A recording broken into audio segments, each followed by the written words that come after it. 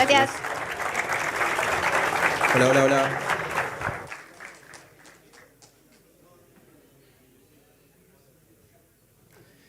Buenas, ¿se escucha, no? Joya. Bueno, hoy vengo a traer esta charla que es la continuación de una que di 2 semanas atrás en el Community Day, en el cual expliqué de manera un poco más teórica en qué consiste un Disaster Recovery o un DRP, un Disaster Recovery Plan. Ahora lo vengo a mostrar de una manera un poquito más técnica, con alguna solución más técnica, como decía.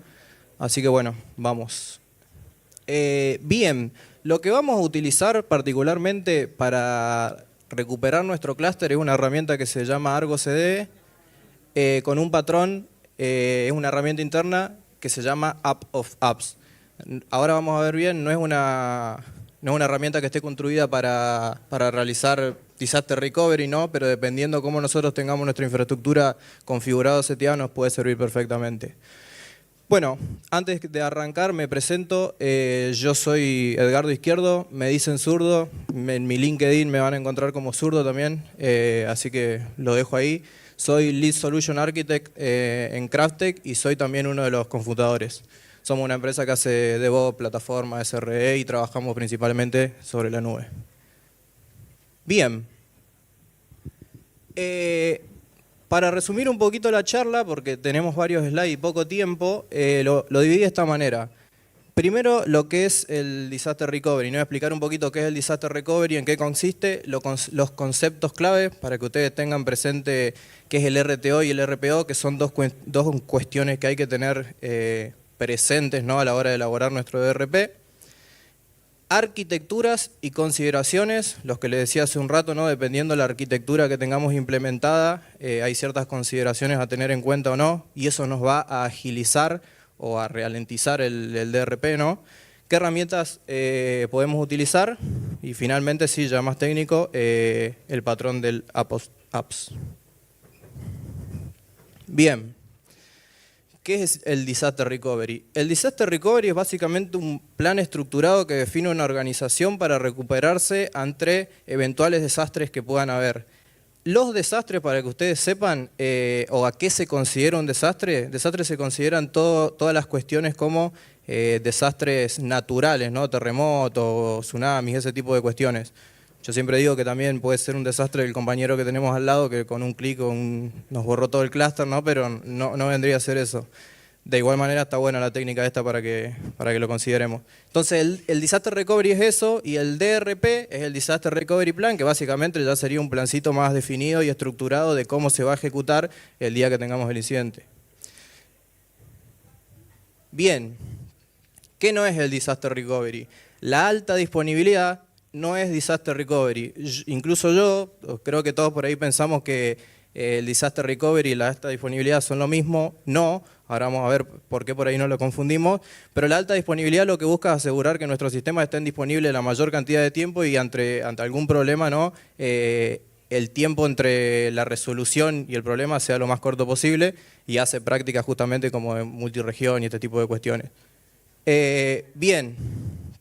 Acá les traigo básicamente la explicación de por qué solemos confundirnos. Nos confundimos bastante porque básicamente la alta disponibilidad y lo que sería el Disaster Recovery comparten muchas de las prácticas, ¿no? Como el monitoreo continuo, el multiregión y el failover. Entonces, compartiendo las mismas herramientas, nosotros podríamos elaborar un plan que nos sirva para una cosa u otra. Acá a la derecha dejo un cuadrito donde explicamos un poco qué es la resiliencia, cuáles son los dos patrones fundamentales ahí que tenemos que considerar y qué son las cosas que nosotros medimos a la hora de aplicar cada una de estas prácticas, ¿no? La disponibilidad, lo que medimos es el MTTR, el MTBF o los MTTX, que básicamente son los tiempos que nosotros tenemos de falla, los tiempos que tenemos ante la recuperación de falla, los tiempos que nosotros tenemos para detectar nuestras fallas. No vamos a profundizar mucho ahí. Nos vamos a quedar un poquito más con lo que es el RTO y el RPO, que son ya patrones que usamos para medir lo que es el Disaster Recovery. El RTO es el Restore Time Objective y el RPO es el Restore Point Objective. Como vemos acá, ¿qué son cada una de estas cosas? El RPO es qué tanta información nosotros estamos dispuestos a perder, ¿no? Sabemos que dentro de una organización nosotros tenemos 20, 30, 40 servicios, hay algunos que son mucho más críticos que otros, ¿no? Entonces ahí tenemos que empezar a considerar, che, este servicio no se puede caer nunca, tenemos que tener la data disponible, y hay otros que por ahí podemos ir una semana, un mes atrás, traernos los datos y no tenemos ningún tipo de inconveniente. El RTO es el tiempo que nosotros tenemos para recuperarnos ante el incidente, ¿no? Ahí es donde si nosotros tenemos un poco tiempo para recuperarnos ante incidentes, podemos implementar prácticas de alta disponibilidad. Caso contrario, podemos ya implementar prácticas por ahí de backup and recovery, que es lo que vamos a ver ahora. Estos son básicamente unas matrices para que ustedes vean cuánto nos cuesta en cuanto a costos y complejidad y pérdida de datos o largo interrupción del servicio. Como vemos ahí, lo que es el tener una infraestructura activo es mucho más costosa y compleja, pero la interrupción del servicio es mínima. ¿Por qué más costosa y más compleja? Básicamente tenemos que tener, un ejemplo, 2 infraestructuras en paralelo, redundantes, no replicando, para que cuando se caiga una, poder switchar a la otra. La menos costosa, pero la que más tiempo de interrupción nos provee, es el backup and restore, donde nosotros simplemente tenemos backups desparramados quizás en otras regiones y ante un eventual caso, vamos a la región, recuperamos todos los datos y podemos recuperar el estado de nuestra infraestructura, pero posiblemente eso nos lleve horas, días, dependiendo cómo hayamos definido el DRP. Bien, esto está dentro de la página AWS. Yo al final de los slides dejé recursos para que lean si quieren. AWS explica bastante bien cuál es este tema, nos da algunas herramientas, incluso nos da un workshop ahí para que podamos jugar con las distintas herramientas que tenemos. Tenemos básicamente prácticas de activo y pasivo y prácticas de activo-activo. Arrancando de izquierda a derecha, como les decía, el backup and restore por ahí es la mínima que deberíamos tener dentro de nuestra organización, backup de todo lo que tenemos, y si se cae algo, empezar a recuperarlo. La desventaja de esto es que es el que más tiempo lleva de ejecución ante un eventual desastre. Después tenemos el pilot like y el warm standby, son bastante similares. En una tenemos decenas de minutos de RTO y en el otro tenemos minutos. Es básicamente un activo pasivo que el switch, digamos, para recuperar nuestra infraestructura sería un poquito más rápida o menos rápida, con algunos o con otros pasos. Y el activo-activo, donde, como decía antes, tenemos infraestructuras en paralelo, entonces si se cae una, la que está funcionando en paralelo puede soportar la carga. Bien. Acá traje algunas arquitecturas y consideraciones que debemos tener a la hora de planificar nuestra infraestructura, justamente, ¿no? Tenemos 2 tipos de arquitecturas stateless y arquitecturas stateful. Lo que siempre tenemos que apuntar nosotros cuando diseñamos algún esquema de microservicios dentro de nuestra organización es apuntar a tener infraestructuras stateless, donde la principal diferencia acá, la que está en la primera línea, la infraestructura stateless no guarda estado, no guarda el estado datos básicamente de la aplicación, y una arquitectura stateful guarda datos, por lo cual requiere la implementación de volúmenes. Ahí es donde básicamente se complica todo. Cuando nosotros tenemos volúmenes, tenemos que empezar a hacer backup de esos volúmenes, en el caso de algún incidente moverlos a otra región, levantarlos. Entonces si nosotros tenemos arquitecturas stateless que no tengan este tipo de, no es un problema, no es una cuestión de arquitectura, que no tengan este estado, son más lentas de recuperar. Ahí podemos ver la complejidad del disaster recovery, una stateless, como decíamos ahí, tenemos el estado, recreamos el estado, todo vuelve a funcionar. En el caso de la arquitectura stateful es lo mismo, pero como les decía, sumar un volumen. Almacenamiento, no tenemos almacenamiento persistente, el backup al restore en una stateless no tenemos que hacer el backup de los datos. Replicación de failover, obviamente una arquitectura stateless es muchísimo más fácil, y cuestiones de alta disponibilidad, por evitar este problema justamente de persistir los datos, es bastante más fácil de armar. Bien, me estaba robando el clicker. Acá algunas herramientas que tenemos en el mercado para gestionar los diferentes tipos de arquitectura. ¿Cuál es la diferencia de estas herramientas? En el caso de las herramientas que tenemos acá en el lado izquierdo, como Argo, Flux, Help y Terraform, son herramientas que nos van a ayudar a nosotros a definir un... No me la conté. ¿Sigo? ¿Pero la tenían a la imagen, la tienen en la mente? Bien. Bueno, del lado izquierdo teníamos... lo perdí yo acá también ahora. Del lado izquierdo tenemos herramientas como Argo, Terraform, Helm. Son herramientas que nos ayudan a nosotros a definir el estado de nuestra aplicación. Entonces, cuando tengamos que recuperar la infraestructura, simplemente desplegarla en otro lado, el mismo estado que tenemos. Y en el caso de estas herramientas como Velero, Kasten y Longhorn no las usé, las otras dos sí, lo que hacen es backupear el etcd del clúster.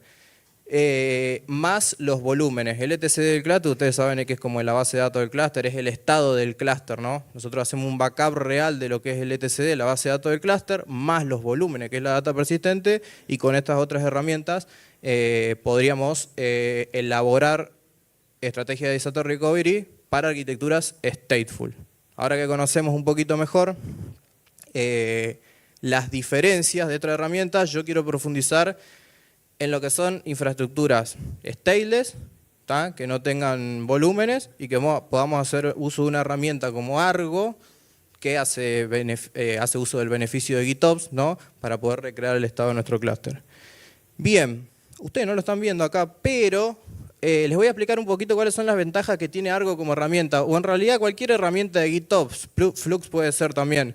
La ventaja es esa, ¿no? Primero que una herramienta declarativa, GitOps, lo que nos permite tener ese esquema de pooling, si se quiere. Nosotros simplemente apuntamos al estado que tenemos en un repositorio y la infraestructura se abastece de eso, ¿no? No es un esquema como cuando tenemos un CI/CD donde hacemos el build de una imagen y pushamos lo que queremos al clúster, sino que directamente Argo CD está trayéndose siempre lo que está en el repositorio. Se los digo porque me ha pasado de que obviamente el CI/CD funciona bien, pero alguien va, mete un cambio a mano, ese tipo de cuestiones, ¿no? Dependiendo del nivel de madurez de la organización, en cuanto a seguridad, etcétera, podría pasar o no. Argo CD también nos da, bien ahí, nos da la posibilidad de hacer canary deployment y de una manera muy visual. Lo que tiene Argo en comparación por ahí con Flux es que es más visual y para los desarrolladores está genial, ¿no? Desde Argo poder ver sus deployments, empezar a shiftear el gráfico 10, 20%, 30%, ¿no? Hasta salir con la nueva release. Tiene la posibilidad de hacer drift detection, eso es lo que decía, ¿no? Hace un rato, como está constantemente mirando el repositorio, si algo en el estado del clúster se cambia de manera manual o porque hay algún control que lo modifica, Argo CD nos ayuda a detectar esto y nos dice, che, esto está fuera de compliance, fuera de sincronización. Obviamente que tiene manejo de permisos mediante Airbag y tiene una cosita interesante que es el App of Apps. El App of Apps es una herramienta que creó Argo CD para bootstrapear clúster, no es para backupear clúster, es para bootstrapear, ¿no? Entonces, si nuestra arquitectura es stateless, nosotros podríamos utilizar esto para levantar el clúster rápido y tenerlo funcionando nuevamente. Argo CD también tiene herramientas de sincronización multicluster, por lo que también comparte el otro patrón o la otra ventaja, que es básicamente la alta disponibilidad, ¿no? Nos permitiría manejar dos clústeres al mismo tiempo. Ahora lo vemos mejor con unos ejemplos. Otras ventajas. Argo Workflows, la verdad que la suite de Argo para mí se está completando bastante últimamente, le sumaron esto que es para hacer CI y notificaciones. Bien, ahora que ya sabemos qué es Argo, repasamos un poco las diferentes arquitecturas que podemos utilizar para Argo. Tiene más, tiene creo que 4, pero vamos a quedarnos en estas dos. La primera, que es el Hub and Spoke, es básicamente donde nosotros tenemos un Argo centralizado, quizá en un entorno de management, en un entorno compartido, que controla los demás clústeres que tengamos, 15, 20, 30 clústeres que tengamos. Y la arquitectura standalone, donde cada clúster tuyo tiene su servidor de Argo y se abastece básicamente internamente. ¿Cuál es el problema con el Hub and Spoke? Que se nos complica también para el DRP. ¿Por qué? Porque ¿qué pasa si el Argo centralizado está justo en la región que se cayó, ¿no? Entonces son cositas que hay que... Es como el del monitoreo, che, ¿quién monitorea el monitoreo? El huevo y la gallina, ¿no? Entonces ténganlo presente estas dos arquitecturas para cuando vayan a planificar. Bien, ahora sí, entrando en lo que es el patrón del App of Apps, lo que está a la izquierda es lo que dice Argo en su documentación cuando explica qué es esto. Y básicamente dice que no hay una manera particular de bootstrapear un clúster, sino que cada uno puede hacerlo como quiera. Ellos hicieron esto, que la verdad que está genial y que nos evita hacer todo lo otro que dice ahí, como hacerte un script, usar... ¿Alguien usó Helm Files, por ejemplo? Bueno, Helm File era como un solo archivo que te permitía llamar a muchos chars de Helm y podrías aprovisionar tu clúster. Que ¿Qué más? Bueno, con Terraform podés tener un conjunto de script con Customize o Customization, puedes definir todas sus aplicaciones y un estado, ¿no? Y un orden para que se vayan desplegando las cosas. Y bueno, Argo CD con esto básicamente para mí reúne todo eso, ¿no? Un script, con prioridad de instalación de las cosas, etc. Bien, ¿y qué es básicamente, ahora sí, ya no yendo al problema, ¿no? De por qué nació el patrón del App of Apps, sino yendo a qué es específicamente? Es un controlador que gestiona otras aplicaciones. Básicamente nosotros vamos a definir una aplicación padre, ¿no? Que va a contener todas las otras aplicaciones. Esa aplicación padre podría ser nuestro clúster y las aplicaciones hija, todo lo que tenga el clúster. Ahora lo vemos mejor que puede ser el Ingress Controller, el Log Exporter, las 24 o 50 aplicaciones que tengamos dentro del clúster. Y así es como se ve, o no se ve. Esto es básicamente nuestro Apps of Apps y esto básicamente son todas las aplicaciones que nosotros llamamos para que se instalen cuando hacemos la instalación inicial. Entonces, acá hay un video que no se ve, pero está esto. Esto que es como nosotros veríamos básicamente la instalación de nuestro clúster haciendo uso de este patrón. ¿Qué es lo que yo supongo acá? Como digo, acá al principio nosotros podemos tener nuestro clúster 1 con nuestros 25 servicios y después podemos tener nuestro clúster 2 que esté en otra región o que sea el clúster que estamos preparando para desplegar en otra región con los 25 servicios. Esto es una foto que saqué a modo de ejemplo. Este es un GIF donde acá básicamente podemos ver lo que digo, no se ve mucho, está pixelado, pero este es el App of App que tiene todas estas aplicaciones que son el estado completo del clúster. Acá lo muestro con 3 ejemplos, pero básicamente podríamos tener 50 aplicaciones. No se ve bien, pero acá como se define una aplicación padre, esa aplicación padre apunta a un repositorio que tiene todas las otras, entonces podemos generar o regenerar el estado del clúster. Y ya para finalizar, estos son 2 ejemplos, cerrando, ¿no? Cerrando lo que veníamos hablando, 2 estrategias que podríamos nosotros armar, una como Backup and Restore, que es un extremo, y otra que es tener un activo-activo. De esta manera nosotros podríamos tener nuestro clúster de EKS, como ven ahí, apuntando a la región 1 con un Ingress Controller, el Log Collector, todo lo que ustedes necesiten tener dentro de su clúster, con, en este caso hay 2 aplicaciones, y lo que podríamos tener es también definido el estado del clúster de la región 2, con exactamente las mismas aplicaciones. Fíjense que ambos clústeres de ambas regiones apuntan al mismo repositorio, entonces con eso te aseguras de no tener diferencia entre las versiones de las cosas que estás desplegando. Lo único que había que hacer en un caso de un eventual restore que tengamos que hacer de nuestra infraestructura es instalar el clúster con infra como código, lo que usemos, CloudFormation, Terraform, etc. Instalamos Argo más las config de aprovisionamiento, que son las que van a estar apuntando al repositorio que contiene toda la información, y de esa manera podríamos restaurar nuestro clúster en aproximadamente 1 hora. Ustedes sabrán internamente dentro de cada organización de ustedes qué otras cosas van a tener que hacer, ¿no? Porque no es simplemente restaurar el clúster, sino que posiblemente tengan que cambiar el DNS, si tienen algo stateful, posiblemente restaurar un volumen. Bueno, todo eso ya es caso particular de cada organización. Y este es otro ejemplito de lo que sería un activo-activo. Básicamente lo mismo.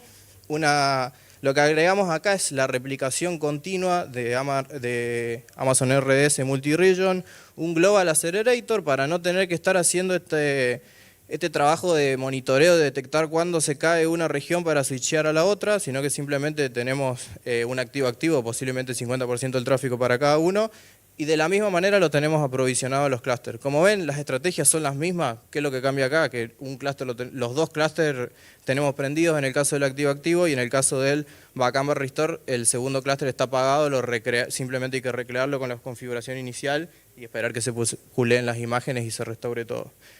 Bien, eso fue todo. Si quieren profundizar más sobre sobre lo que es un DRP, un Disaster Recovery Plan, lo pueden ver en la charla que di hace 2 semanas atrás, donde ya quedó subido. Esa es un poquito más teórica, esta se quiere un poquito más práctica, ¿no? Para que veamos las diferencias. Y bueno, ahí tienen mi LinkedIn si me quieren seguir.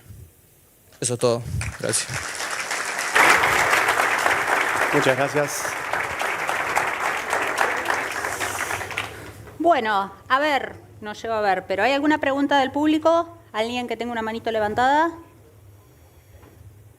A ver. Acá tenemos acá adelante. Muy bien. Allá tenemos también, así que... No sean tímidos, somos todos nerds acá. Lo dicen todas las remeras que tienen, así que... No sé, yo leo los remeros. Manga nerds. Hola, hola zurdo, ¿cómo andás? Mi pregunta va por el tema de las dos alternativas que diste. Si las dos conviven ante la posibilidad de ciberataques, porque vos, ante un ciberataque, la alta disponibilidad estaría comprometida si tenés las conexiones, digamos, a las dos infraestructuras. Sí.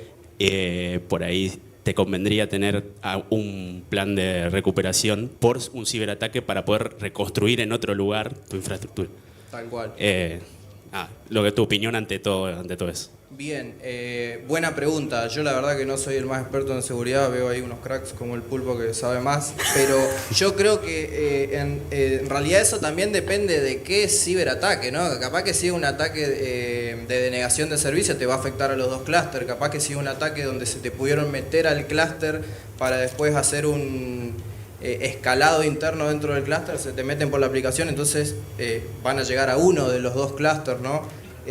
Me parece que eso depende bastante, digamos, de lo que es el ciberataque también y del tipo de arquitectura. De última podemos charlar ahí quizás abajo algún caso particular de ustedes, pero me parece que depende 100% del ataque. ¿O tener algún ataque específico en mente? Sí, ahora le está pasando.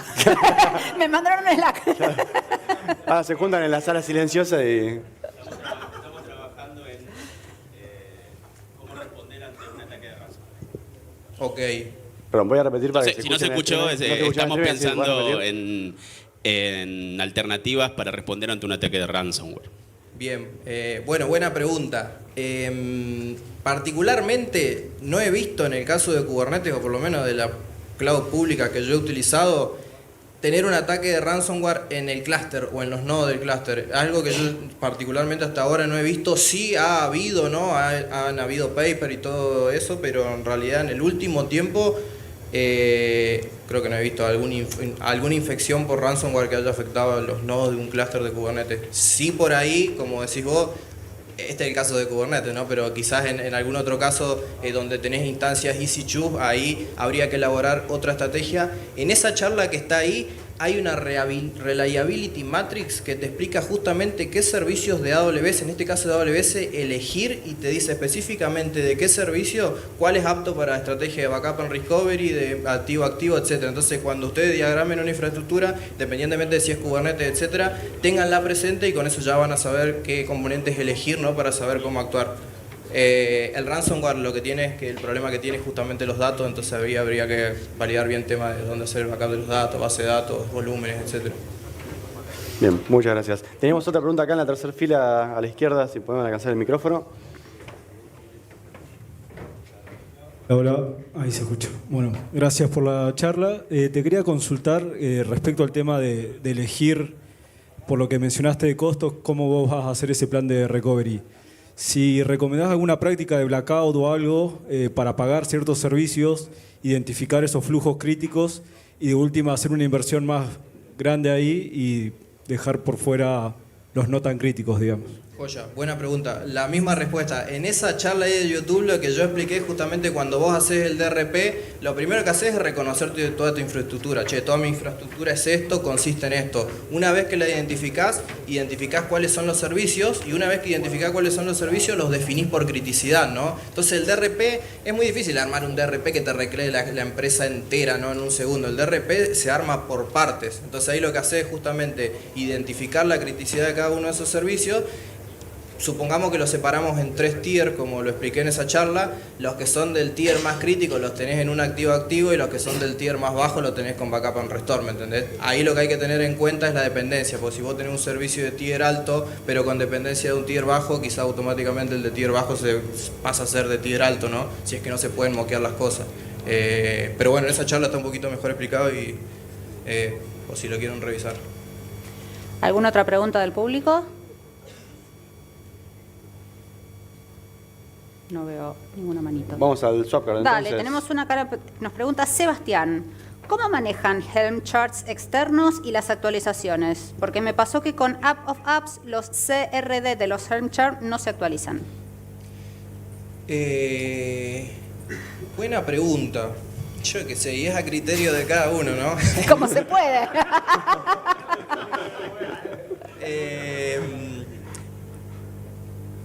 Mirá, o sea, si tienen este problema de que por ahí están usando Helm chart públicos, ¿no? Y los Helm chart públicos se actualizan y vos no sabés con qué tipo de actualización viene y si te va a romper las cosas, etcétera, etcétera.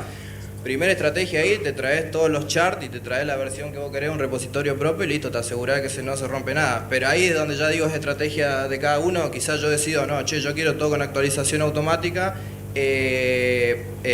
para ir teniendo las cosas actualizadas. Y un esquema intermedio, por ahí tenés todo automático en el entorno de desarrollo, así forzás que se rompa y a mantenerte actualizado, y en producción lo tenés controlado con un repositorio propio indicando la versión que utilizás. Entonces creo que dependiendo de la estrategia que decida utilizar cada uno. Claro, claro. Acá Francisco Santander, que por la cantidad de signos de preguntas que le puso la pregunta, debe estar en este momento haciendo un deploy. Pregunta, ¿qué recomendás para bases de datos escalable horizontalmente? Ya. Horizontalmente. Ridis. No, ¿Qué? creo que... ¿Perdón? No la conozco. A otro level, el pulpo siempre. El pulpo. No, verticalmente nosotros hemos utilizado las bases de datos Aurora Serverless, que están buenas porque escalan verticalmente. La versión 1 de Aurora lo que tenía era que en el tiempo intermedio entre que detectaba que tenía que escalar y escalaba, te tiraba unos timeouts, como que no funcionaba muy bien. Ahora eso ya está funcionando, el escalado vertical se ajusta de una mejor manera, pero no tengo en mente nada para el escalado horizontal. Lo que se me ocurre ahora es el escalado horizontal manual que hace uno agregando réplicas de solo lectura o réplicas de escritura, pero de escalado automático no. Bien. ¿Alguna otra pregunta al público? ¿Por ahí a alguien se le ocurrió algo? Por las dudas pregunto. No veo ninguna manito. Bien, tenemos otra pregunta del Swapcard, perdón, del Slack iba a decir, no del Swapcard. Esto es otra charla seguramente. ¿El patrón Apps of Apps es aplicable para cualquier herramienta que nos permita hacer GitOps? Buena pregunta esa, no lo aclaré. No, porque yo cuando estaba preparando la charla dije, che, voy a ver si Flux, que es la otra herramienta que conozco, tiene algo similar, y no lo tiene. Como les mostré ahí en el diagrama y como decía en texto a la izquierda, ellos crearon eso, que básicamente es una abstracción a lo que creábamos nosotros siempre, un conjunto de scripts o cositas que se ejecuten secuencialmente para llegar a obtener nuestra estrategia. Hasta donde yo sé, las demás herramientas de GitOps no tienen algo parecido. Sería cuestión de elaborar algo a mano con un script o algo de eso. Por eso traje esta solución también, ¿no? Claro. Perfecto. ¿En qué redes sociales te podemos encontrar? Bueno, en LinkedIn, principalmente en ¿Solo LinkedIn, LinkedIn? como zurdo, como decía ahí. ¿Zurdo con Z? Sí, Instagram zurdo.iz. ¿Sos zurdo o es por el apellido? Buena pregunta. Lo agarró con la derecha del micrófono, así que... Nada, soy derecho, cero izquierda. Casi. Soy zurdo políticamente, eso lo hablamos afuera. Yo quiero ver si podemos implementar la tienda de Ned Flanders de los zurdos. Yo soy zurda y es todo un tema. O sea, la gente se ríe, pero en realidad no saben cómo sufrimos. Porque cortar, o sea, es como que hay el mouse. Te está usurpando el título. Me voy a poner yo izquierda. Apropiación cultural de zurdos. Tenemos otra pregunta acá del Swapcard. ¿Qué habilidad sentís que es fundamental para trabajar en tu área? De todos los desafíos del día a día, ¿qué es lo que te motiva más?